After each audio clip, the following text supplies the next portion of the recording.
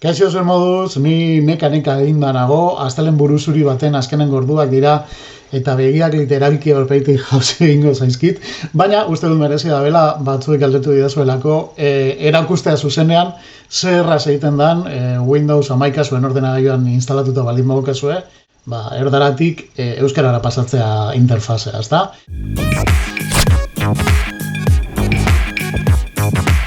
Hemen pantailan ikusten duzu, daukala hemen Windows 11 martxan, eta orduan egin behar dana, blogean azalduta daukazue, baina bueno, baten batek arazoak baldin baditu ulertzeko, hemen ikusiko dugu pausuz pausu, da ikusiko duzu prozesua oso erraza eta simplea dela.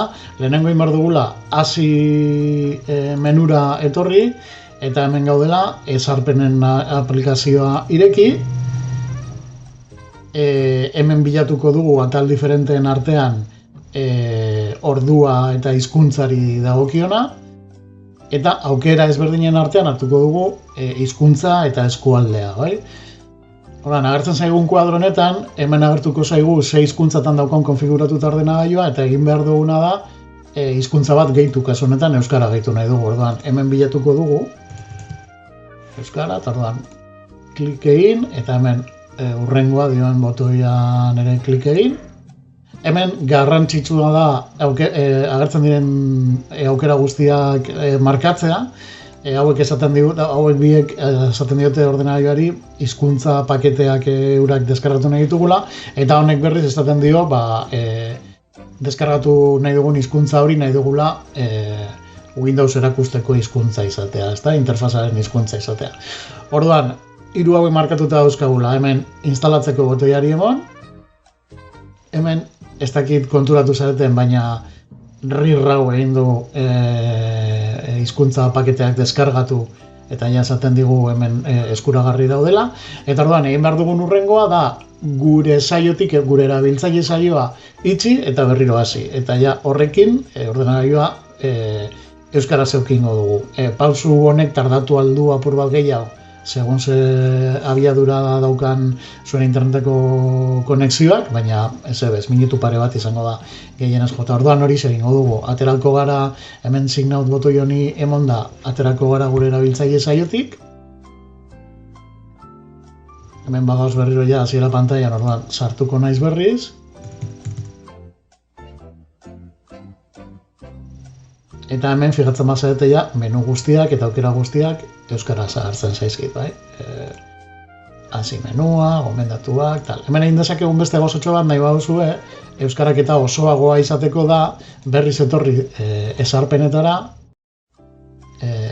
ordua eta hizkuntza eta eskualdea, eta hemen behera egiten badugu, badago hemen aukera bat administrazio hizkuntzaren ezarpenak. Hemen klik egin, eta kopiatu ezarpenak aukera hau erabili aldugu nahi baduzue.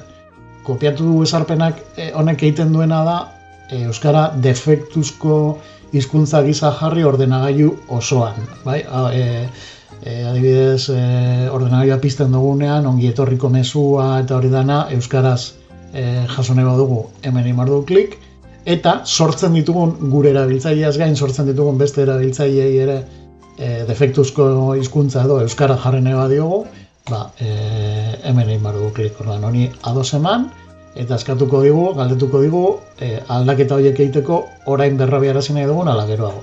Nik emango diot, orain berrabiarazteko. Hori ikusten duzue, makinari dela pentsatzen aldaketak egiten, eta berehala berrabiaraziko da.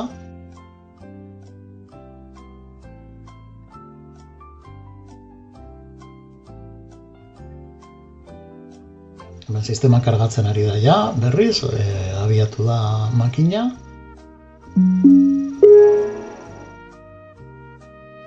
Eta hemen fijatzen bazate ja, data euskaraz agertzen zaigu, nolabait ongi etorria edo euskaraz ematen dit. Eta orduan hemen gauza bera. Klik egiten badut.